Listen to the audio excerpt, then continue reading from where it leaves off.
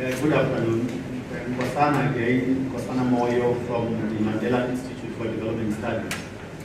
I run a think tank, so I'm not at the sort of operating end of this particular conversation. But just to contextualize, I've worked at IFC in Washington. I've worked with ACTIS, I've worked for Standard Chartered, and actually I work for the African Development Bank as the Chief Operating Officer. So I've got some sort of frontline responsibilities in terms of financing of all manner of things. Before we came here, we were having a debate in the so-called briefing session. And I was trying to articulate something that speaks to what Minds is trying to do. We set up Minds in order to try and understand, if we can understand, why it is our continent is struggling so much with development, because we are struggling. And it's not clear to me that we've spent enough time trying to actually drill down to understanding what questions we should be asking. And I would like to use this conversation as just an illustration of something which is okay to me. I'll test it, see whether this is actually true. If we go back to telecoms, which was mentioned by Ngozi, deregulation 2002, what is it exactly we think we've learned from it? What have we learned about what we used to think about telecoms and what happened to telecoms since that deregulation? I think that one of the lessons was that our financial modeling in terms of project finance was faulty. Why do I say this? If you go back to Nigeria specifically, when MTN got their license in Nigeria, they paid somewhere in the region of about $250 million for the license. And a lot of people said, what are they smoking?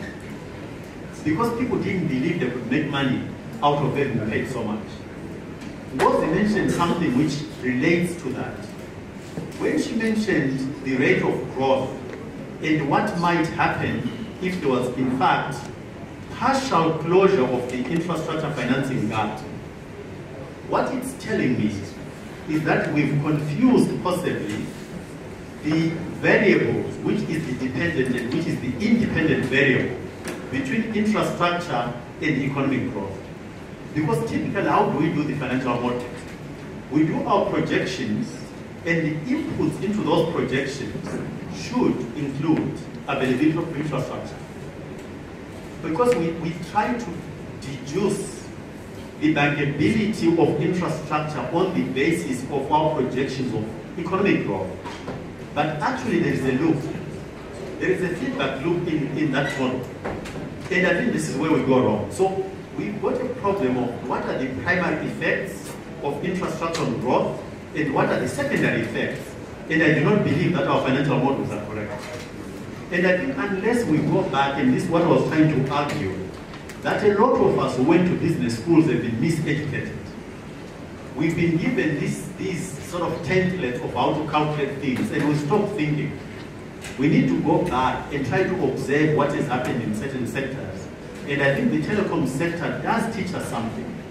That because Africa has got a deficit in terms of availability of what I call the information platform, just the information we use itself is suspect in terms of putting inputs into the variables we use for assumptions and the conclusions we then come up with. Let me try and end up on a proposal, because we also asked them to come up with suggestions. I think that in infrastructure finance, if we accept that you make investments in infrastructure to make money, not because you've got money. Important statement I'm trying to make. You invest in infrastructure to make money, also as a stimulus to economic growth, as opposed to because you've got money. We then need to say, government has got no money, but how does government give assurance to the private sector? And how do these two partners play? I think the perfect structure and fair structure to use would be what we call a collar. Government ought to be able to give a guarantee to the private sector in order to give confidence to private sector to invest. But I think in all fairness, the private sector ought to accept a ceiling to the returns that they can get.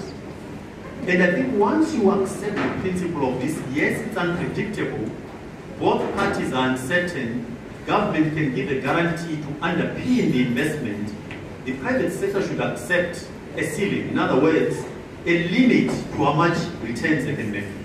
And I think if we enter into that arrangement of PPPs with that understanding, over a very short period of time we'll release the necessary resources to do the investments with the assurance that there is a minimum return that can be had, but I think the discipline also to accept that government has to be accountable to the consumers, and the private sector should then accept a ceiling to how much they can take away.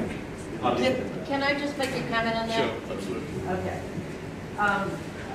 Very thought-provoking.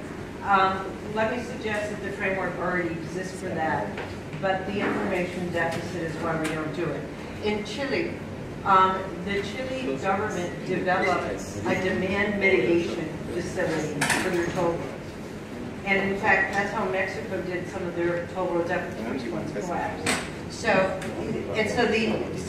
A, there's a framework for doing it. B, the problem is that the governments generally in Africa are not rated by the rating agencies or have the same level of perception of risk, even for internal investors as the Chile. So the point being, though, I would then push on your development partners, because and I don't know if anyone is here from the African Development Bank, but after the 50s, African Development Bank has a AAA rating. So we ought to do a much better job. How much contingent liability has the African Development Bank taken? Almost zero. The World Bank, very little.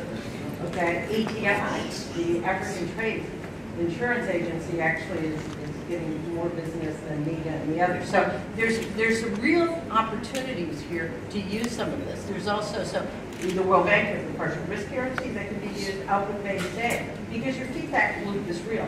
The standard methodology, for example, I'm thinking about Tanzania again with the Rural Energy Agency. They have GDAC. That go out and talk to communities about demand for energy. They don't say to the welder, as Minister said, they don't go to the welder and say, how much more will you need energy if we give you a supply one? So I think that's totally right. But the problem is that you know how the world thinks. They extrapolate. So you still are going to need that backup.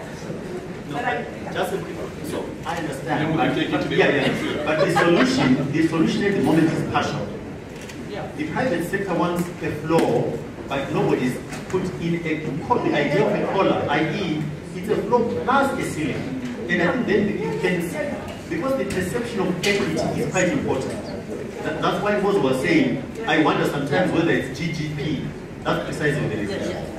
That's great. Doing business in Africa, you can't afford to be without Africa Investor.